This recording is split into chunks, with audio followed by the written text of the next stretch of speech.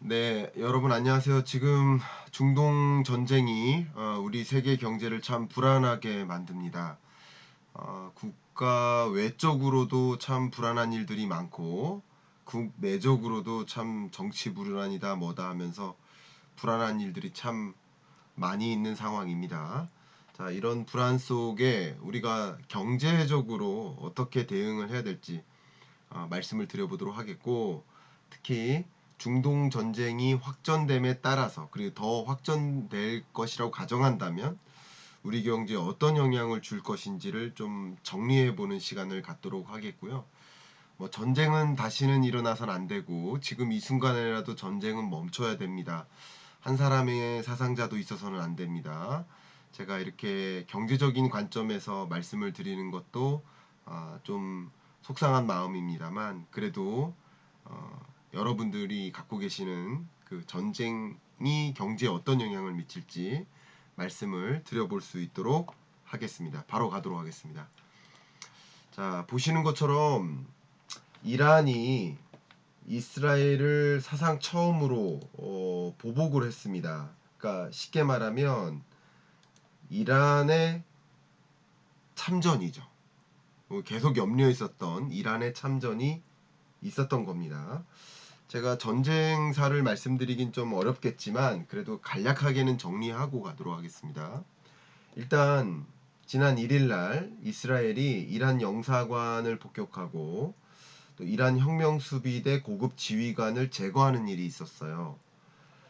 그래서 지난 13일날 이란이 이스라엘과 관련된 선박을 납포하는 일이 있었습니다. 그리고 13일날 밤에 이란이 미사일 드론 수백 발을 발사했고, 이란 입장에서는 어쨌든 성공적인 타격이었다라고 주장을 합니다. 근데 또 이스라엘은 아이언돔을 작동하면서 발사체의 99%를 요격했다라고 스스로 자기네가 공격을 성공했다, 또 자기네가 방어를 성공했다, 뭐 이런 식으로 좀 중동 전쟁이 불안하게 전개되는 양상이라고 볼 수 있겠습니다. 간략하게 본다면 이스라엘의 총리죠, 네타냐후, 테러엔 절대 타협이 없다라고 표현하면서 그 어떤 테러에 용서를 않겠다, 전쟁으로 보복하겠다라는 적극적인 표현을 해왔고요. 간략하게 또 이란군 참모총장이죠. 미군 이스라엘 공격 가담 시에 보복 조치를 하겠다라고 하면서 뭐 강경한 공격 의사와 또 그 공격에 대한 보복 의사를 첨예하게 발표하고 있는 그런 모습이라고 볼 수 있겠습니다. 어쨌든 이 잠깐 정리를 한다면 이런 상황입니다. 자, 그러면 이런 상황 하에 이 중동 불안이 우리 한국 경제 혹은 세계 경제에 어떤 영향을 미칠까를 좀 정리를 해드리고 싶어요. 지금부터 정리를 좀 해드리려고 하는데, 여러분께 처음 하는 기법인데, 자, 이 PPT에다가 제가 하나하나 좀 정리를 해보도록 하겠습니다. 일단은 제가 하나를 써봐 드릴게요. 자, 중동 불안이 있어요. 이 중동 지정학적 리스크는 결론적으로 국제 유가 불안을 만들겠죠. 유가 불안을 만듭니다. 이 유가 불안만 만드는 게 아니라 기본적으로 이거는 또 역시 환율 불안을 만들어요. 그죠? 그러면 이 유가 불안, 환율 불안은 결론적으로 중장기적인 물가 불안을 야기하겠죠. 그러면 결국 물가가 안 잡힐 수 있겠다, 물가에 대한 걱정이 든다라는 것은 기본적으로 금리 인하 기대감을 부정적으로 자극하겠죠. 그래서 이런 일들은 결론적으로, 여기 밑에다 써볼게요. 결론적으로 금리 인하 기대감을 감소시킵니다. 그렇죠. 그러면 당연히 이 금리 인하 기대감이 줄어드는 과정에서 자산 시장에도 영향을 미치겠죠. 가장 대표적으로 주가 불안을 야기하겠죠.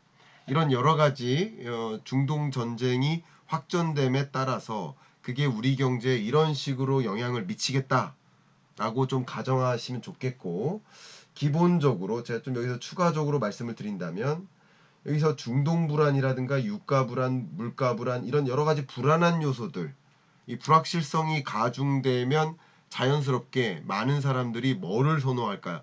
안전자산을 선호해요. 안전자산을 선호하니까 금값이 올라가는 거예요. 금값이 올라가는데 반대로 비트코인 가격은 떨어지죠. 많은 분들이 저한테도 질문 주셨는데, 또 토론 중에서도 그런 이야기가 있었는데, 마치 비트코인을 디지털 골드라고 이름을 칭하면서 금 가격이 오르면 비트코인 가격도 올라간다라는 식으로 주장하시는 분들이 계셨어요. 근데 그건 아니다. 절대 그건 아니다. 지금 예를 들면 마치 최근에 뭐 예를 들어서 사과 가격이 오르고 또 각종 뭐 채소 가격이 오르는 현상과 비트코인 가격 오르는 현상이 비슷하게 전개된다고 해서 그것이 마치 상관관계가 있느냐 혹은 인과관계가 있느냐 이렇게 생각하면 안 된다. 그래서 이 비트코인 가격이 오르게 된 배경이 제가 여러 차례 분석해 드렸지만 있었고, 금 가격이 오르는 배경이 있었는데 그게 반드시 일치하지 않기 때문에 같이 오를 뿐이지, 같이 오르는 게 한두 가지겠습니까? 여러분 한번 생각해 보세요. 국채금리도 오르죠. 변동성 지표도 오르죠. 뭐 비트코인 가격도 오르죠. 예를 들어서 중장기적으로. 그러니까 이런 오르는 현상을 그냥 단순히 같이 오른다고, 같은 성격으로 오르는 것이라고 규명하시면 안 되고, 그 이유, 인과관계나 상관관계가 없다라고 한다면 그게 같은 분야라고 생각하시면 안 된다는 거죠. 그것까지 제가 말씀을 드리면서 정리하겠습니다. 어쨌든 이 중동 전쟁이 경제에 이런 방향으로 영향을 미친다라는 것을 의견을 드리고, 그리고 이제 구체적으로 지금부터 하나하나 분석해 봐 드릴 수 있도록 하겠습니다. 이제 분석을 하는데 먼저 제가 여러분께 보여드리고 싶은 게 하나 있어요. 아마 이스라엘 하마스 전쟁이 처음 발생했을 때 23년 10월 정도죠. 그때쯤에 중동 사태가 어떻게 전개되느냐에 따라서, 그때 제가 이거 분석해 드렸었거든요. 그 영상도 이미 남아 있고요. 이스라엘 하마스 전쟁이 만약에 국지전으로만 끝난다. 그러면 국제유가를 기존의 국제유가에서 4달러 정도 상승하는 효과를 가져다 준다. 근데 만약에 이란의 참전으로까지 이어진다면 국제유가가 당시 국제유가 추세보다 64달러 가량 더 치솟을 수 있고, 그러면 그것은 결국 국제유가는 인플레이션을 자극한다 해서 인플레이션을 더 강하게 자극할 수 있다. 이렇게 되면, 만약에 이렇게 되면 금리 인하는 아예 멀어질 수도 있다라는 말씀을 지금으로부터 대략 몇 개월 전인 거죠? 한 6개월 전에 말씀을 드렸었어요. 그런데 지금은 일종의 이란의 참전의 양상으로 나타난 겁니다. 향후의 경과는 그 누구도 몰라요. 그죠? 누구도 모르지만 이런 전쟁이 확전되는 양상, 이란 참전, 특히 예를 들면 미국의 참전으로까지 간다. 그러면 국제 유가는 걷잡을 수 없이 불안하게 될 수 있겠습니다. 그러나 바이든 입장에서는 굉장히 중요한 선거를 앞에다 두고 확전되게 만들면 안 되겠죠. 왜? 그러면 물가를 더 불안하게 만들고, 그러면 당연히 선거 때 패할 수 있기 때문에 이 전쟁이 확전되지 않고 여기서 최대한 빨리 종식되기를 바라는 마음이겠죠. 그 정치적으로도 그게 이용되는 겁니다. 그래서 민주당에서는 확전되지 않도록 하는 건데, 공화당 같은 경우는 바이든이 그렇게 어중간한 행보를 보이니까 문제다, 이런 식으로 압박을 가하기도 합니다. 오히려 꼼짝 못하도록, 뭐 핵무장하는 이런 이란이라는 나라를 꼼짝 못하도록 만들어야 되는데 오히려 그냥 이렇게 안이하게 대응한다라는 식으로 정치적으로 악용되고도 있는 것뿐입니다. 어쨌든 그때도 제가 말씀을 드렸습니다만 국제 유가 불안에 대해서 이야기를 지금부터 본격적으로 해드리겠습니다.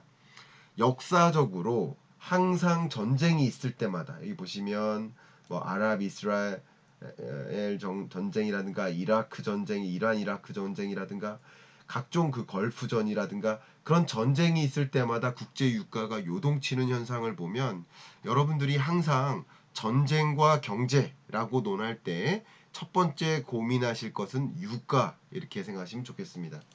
왜 그런지를 좀 구체적으로 말씀드릴게요. 여기 보시면 호르무즈 해협이 있어요.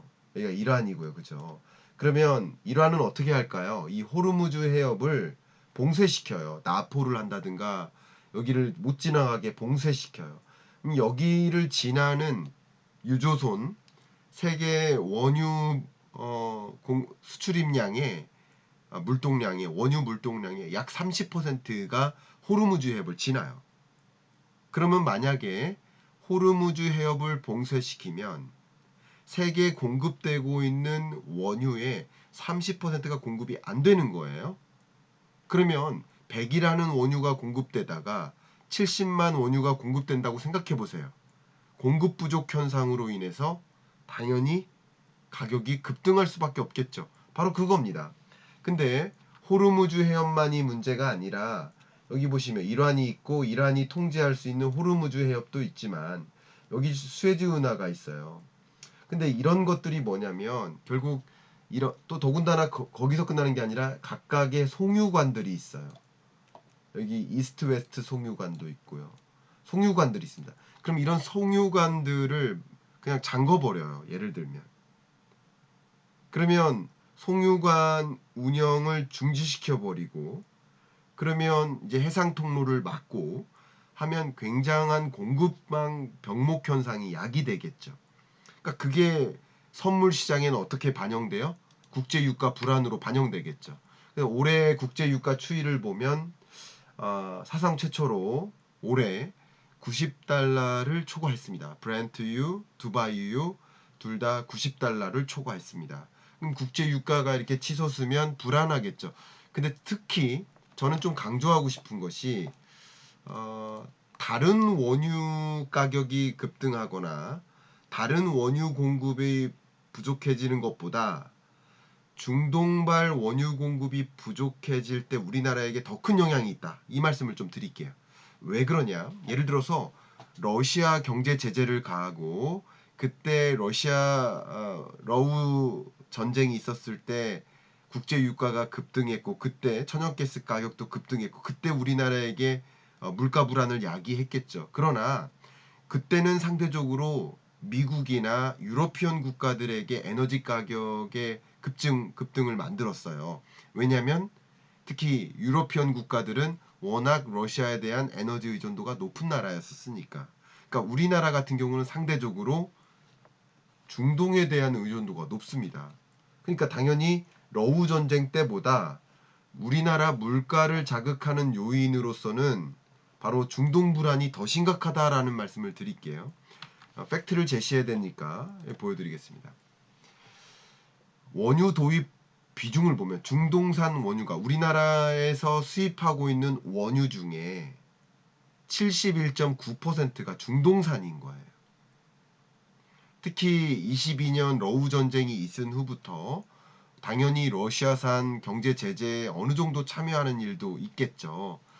그런 것들도 반영이 됐겠지만 지금 현재 72%가량이 중동산인데 중동 원유 공급이 부재해지고 러우 전쟁은 아직도 있는데 결론적으로 우리의 원유 수급에 상당한 차질을 줄 수 있고 그러니까 중동발 불안과 중동발 원유 공급 제한이 국제적으로 영향을 미치겠지만 상대적으로 우리나라에겐 더 큰 영향을 미친다라는 것을 강조하고자 하는 겁니다. 이런 것들이 가장 불안한 요소라고 볼 수 있어요. 근데 마침 이럴 때 가장 발빠르게 움직이고 발빠르게 분석해주는 기관이 있죠. 바로 블룸버그 이코노믹스인데 5차 중동 전쟁으로 확전하게 되면 국제 유가가 150달러까지도 갈 수 있다. 그러니까 최악의 경우 150달러까지도 갈 수 있다라고 표현했는데 이렇게 되면 다시 2022년으로의 재귀가 되고 그럼 22년 상황은 말 그대로 41년 만에 최고치에 달하는 그런 2차 인플레이션이 다시 올 수 있다라는 걱정이 드는 거죠. 이런 분석 때문에 그게 가장 걱정인 겁니다. 자, 이게 바로 국제 유가 불안이라는 것을 강조하기 위해서 제가 말씀드린 겁니다. 자, 이제 국제 유가 불안에서 멈추는 게 아니라 또 어디까지 영향을 미칠까? 제가 아마 내일이면 그 영상이 올라가겠습니다. 어제 그저께 한문도 교수님, 이광수 대표님, 박정호 교수님 자주 하고 있는 그 우리 그 백분 토론, 부동산 백분 토론 할 때 저는 제 발제 주제는 2차 인플레이션에 대한 우려예요. 그 부분이 가장 걱정이 된다. 이게 역시 자산 시장에 영향을 미치기 때문에 저는 이제 거시경제적으로 부동산 시장을 바라보니까 그런 면에서 제가 분석을 했었는데 그때도 제가 보여드렸었던 것이 이게 내일 영상 올라가겠지만 지금 또 보여드립니다. 그러니까 미국 에너지정보청에서 국제 유가를 전망할 때 지금의 국제 유가 수준이 여기에 있다면 이게 이렇게 올라갈 것이다라고 전망하고 있는 거예요. 현재 24년 말까지. 그러니까 이것 자체가 이 전망 자체가 가장 중립적인 전망이라고 했을 때 이것 자체가 굉장히 불안해요. 근데 중동 전쟁이 확전되거나 이란의 참전과 특히 미국과 이란의 대리전 뭐 이런 양산으로까지 간다면 이렇게 갈 수도 있다라는 미국 에너지 정보청의 극단적인 전망이 아예 의미가 없는 것이 아니라는 거죠. 그럼 2차 인플레가 오는 거죠.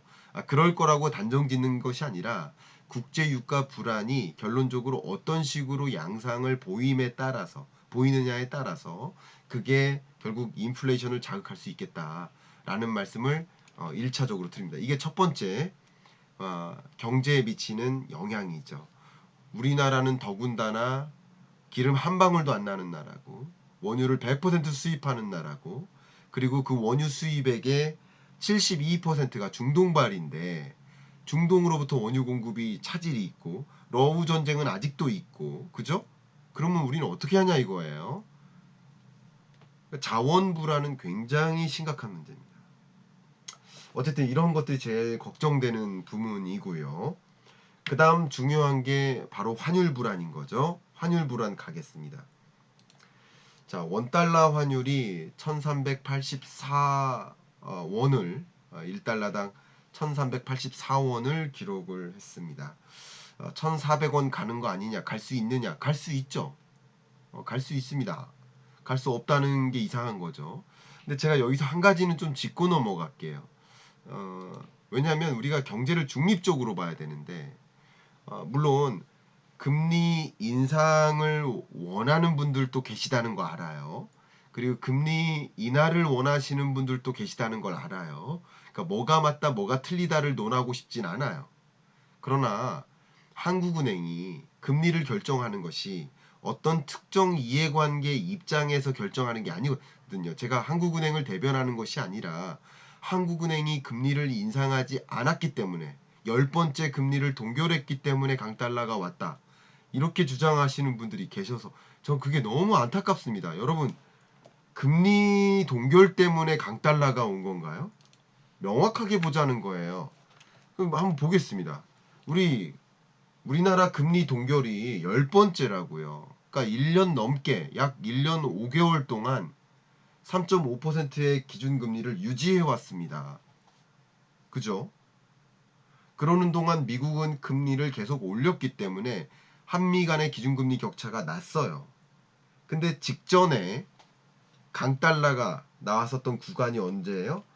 22년 제가 정확히 본다면 제가 커서를 좀 옮기겠습니다. 강달러가 정확히 나왔었던 구간이 언젠가요? 제가 이 형광펜으로 좀 바꾸겠습니다. 22년 10월 11월입니다. 이때입니다.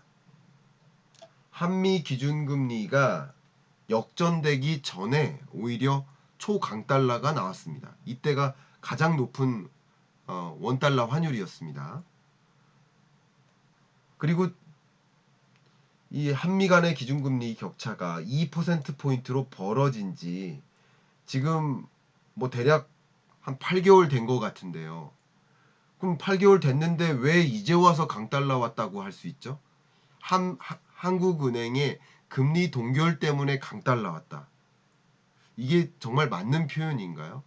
지금 강달러는 중동발이잖아요. 중동불안이잖아요. 그죠? 한국은행이 금리 올릴 생각이 없다는 거 맞습니다.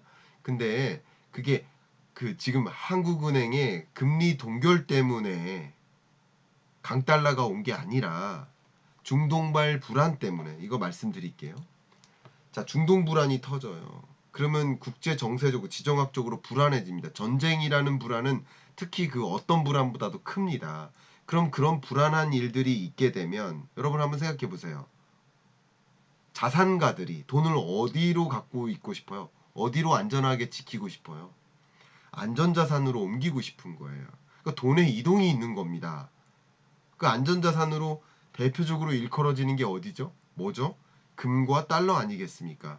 그러니까 금 선호 현상, 달러 선호 현상이 급격하게 나타납니다. 돈의 이동이 있다는 거야. 금으로의 이동, 그리고 달러화로의 이동으로 연결되는 거예요. 이런 중동발 불안이. 그래서 금 가격도 치솟고 달러 인덱스가 치솟습니다.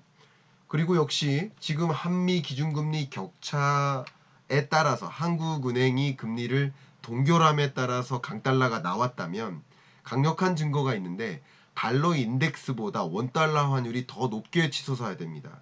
근데 달러 인덱스는 엄청나게 치솟았거든요. 근데 오히려 원달러 환율은 그것을 못 미치게 치솟았어요. 이게 벌써 증거죠. 그러니까 달러 인덱스 자체가 올라갔다는 것은 달러 선호 현상이 집중됨에 따라서 중동방 불안 때문에 그래서 강달러가 온 것이지 그걸 구분 지으셔야 됩니다. 제가 한번 항상 정리를 할 때 이렇게 말씀드리는데 이런 지정학적 리스크나 아니 팬데믹 리스크 같은 우리가 통제할 수 없는 거대한 불안, 공포감 이런 일들이 발생하면 다른 여건을 완전히 무시하고 강달러가 야기됩니다. 통상적으로. 금 가격이 치솟습니다. 이 두 가지 일은 항상 동시에 일어나요. 다른 어떤 변수를 무시하고 그렇게 됩니다.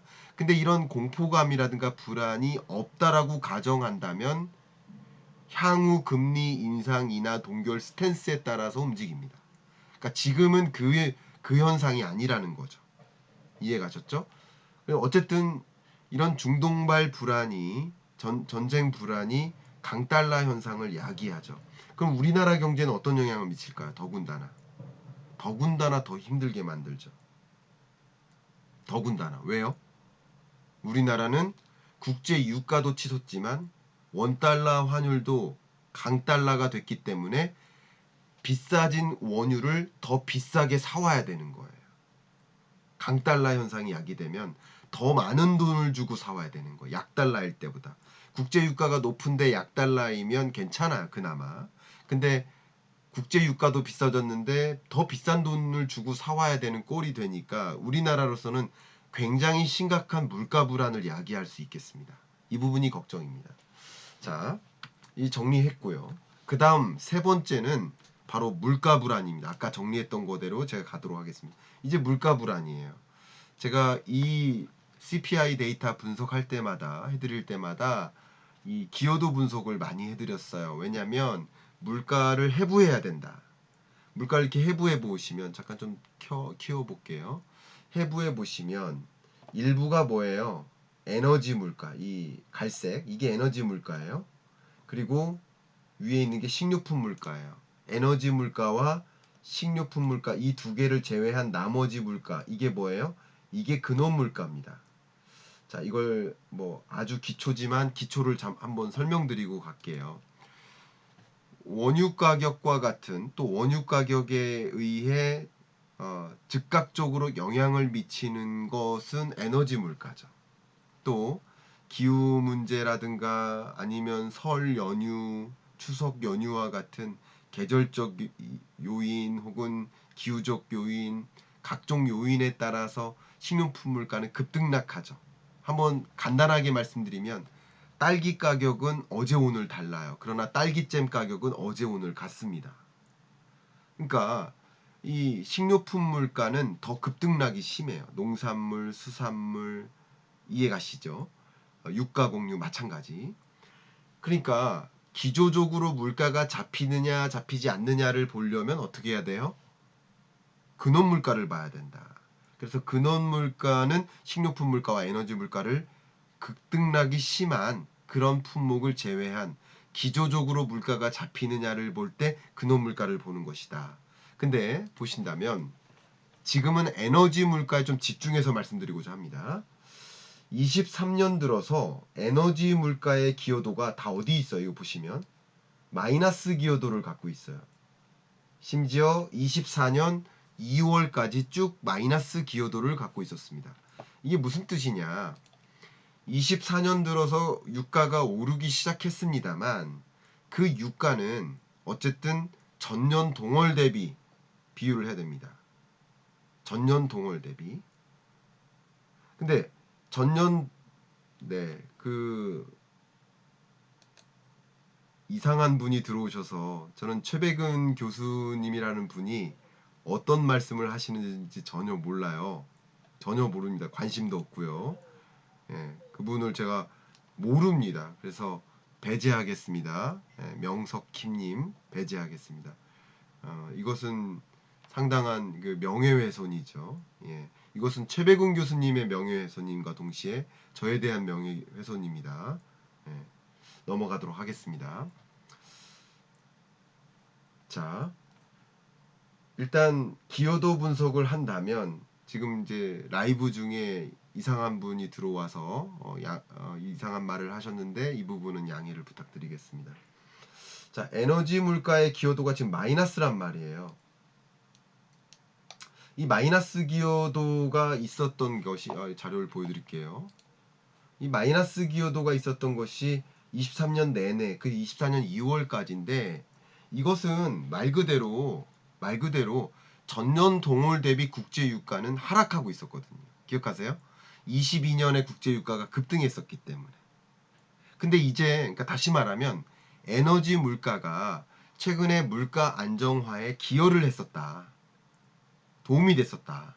근데 이제는 24년 3월부터는 에너지 물가가 다시 23년 3월보다 24년 4월 국제 유가는 23년 4월 국제 유가보다 이제 높아지는 경로로 가기 때문에 물가 안정화를 더 더디게 만들죠.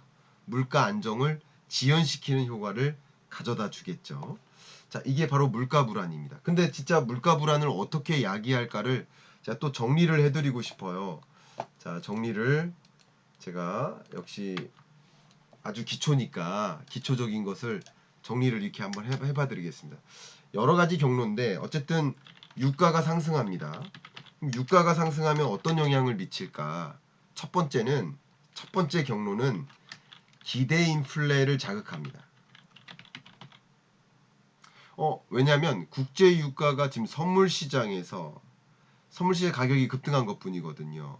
근데 국제 유가가 이렇게 상승하면 적어도 한 2주 정도 후에 소위 말하는 기름값에 영향을 미쳐요. 기름값. 이해가시죠? 기름값에 영향을 미칩니다. 그러면 우리 소비자들 입장에서 국제 유가가 급등한데 그리고 실제 기름값도 올라간대 하는 그런 걱정을 할 테니까. 그죠? 그런 걱정을 할 테니까 실제 물가 상승에 영향을 미쳐요. 앞으로 물가가 오를 거야 라고 생각하면 그러면 물가가 오를 거라고 생각하니까 사재기 하는 거죠. 지금 사자. 그러니까 또 다른 수요를 자극해요. 또 물가가 앞으로 오를 거야 라고 하면 특히 임금 협상의 과정에서 임금 좀 올려주세요라는 그 노동자의 제안이 더 받아들여지기 쉽죠. 그러니까 실제 기대 인플레가 자극이 되기 때문에 그게 역시 물가를 상승시킵니다. 그 다음 유가가 상승하면 또 다른 경로가 뭐냐면 바로 국제 유가 상승에 따라서 유가가 반영되는 유가가 비용으로서 작용하는 비용 인상 인플레이션을 만듭니다. 비용 인상 인플레를 만든다는 얘기는 예를 들면 제가 자주 표현하는 것이 뭐냐면 우리 몸의 7, 80%가 물이라고 한다면 우리 주변을 둘러싼 7, 80%가 원유다라고 말씀을 제가 자주 비유적으로 설명드려요. 실제 그렇습니다. 뭐 하다못해 농산물 농업에서도 마찬가지 비료가 다 이 원유를 가지고 만들거든요. 그러니까 원유 가격이 오르는 것은 결론적으로 실제 비용 인상 인플레이션을 자극합니다. 근데 이 유가 상승이 또 어떤 영향을 미치냐면 지금 우리나라 경제 같은 경우 좀 다른 영향 요인을 한번 생각해 볼게요. 제가 걱정되는 것은 또 이따가 분석을 해드리겠지만 이게 유가가 상승하니 원래 아마도 올해 하반기부터는 주류세 인하 조치를 멈출까 생각을 했었을 겁니다. 총선 전까지는 주류세 인하를 적용하다가 이제 점차 주류세 인하 조치를 연장하게 되죠. 국제 유가가 급등하니까. 또 다른 영향 요인인 거죠. 그러면 주류세 인하 조치를 연장하게 되면 그게 또 어떤 영향을 미칠까요? 또 여기서 세수 부족으로 연결되죠. 그러면 세수가 부족하면 적극적으로 세입이 부족하니 세출을 늘릴 수가 없어요. 긴축재정화 됩니다. 결국 이게 경기를 부정적으로 자극하는 경기 둔화 요인이 되는 거죠. 이런 식으로 국제 유가 산승이 물가에도 영향을 미치고 경기에도 부정적으로 영향을 미치니 이게 어떤 현상인 거예요? 이 전체를 요약한다면 스태그플레이션이죠. 제가 24년 경제 전망에서 표현했었던 이게 바로 스태그플레이션. 물가는 안 잡히고 경기는 더 악화되는 스태그플레이션에 영향을 줄 수 있겠죠. 자, 결국 물가 불안이 야기되는 것이고 그러면 그것이 우리 경제에 어떤 영향을 줄까? 뭐 이런 것들을 좀 생각을 해봐야 될 텐데요. 가장 대표적으로 자산 시장에 관심이 많으시니까 꼭 보여드린다면 바로 금리 인하 기대감이 축소되겠죠. 곧 물가 잡힐 거야. 목표하는 2%에 가깝게 물가가 안정화될 거야. 디스인플레이션 현상이 나타날 거야라고 기대했는데 그 기대가 멀어지는 거죠. 그 기대가 멀어지니 금리 인하에 대한 기대도 멀어지는 거죠. 특히 통화 정책의 수장, 제롬 파월 연준 의장 혹은 페드 위원들 같은 경우 향후에 금리 아무래도 당장 인하하기 어려울 것 같아요. 왜냐하면 국제 유가가 그러니까 지금까지 물가가 잡혔을지라도 앞으로 물가가 또 불안해지고 또 2차 인플레이션 올 수도 있겠고 뭐 이런 걱정들을 많이 할 테니까 금리 인하 시점은 뒤로 미뤄지는 것이고 금리 인하 기대감 때문에 주식시장으로 돈의 유입이 많이 있었고 또 향후 경기가 괜찮아 하면서 미국 경제로 돈의 유입이 많이 있었는데 그게 일종의 방해를 받겠죠.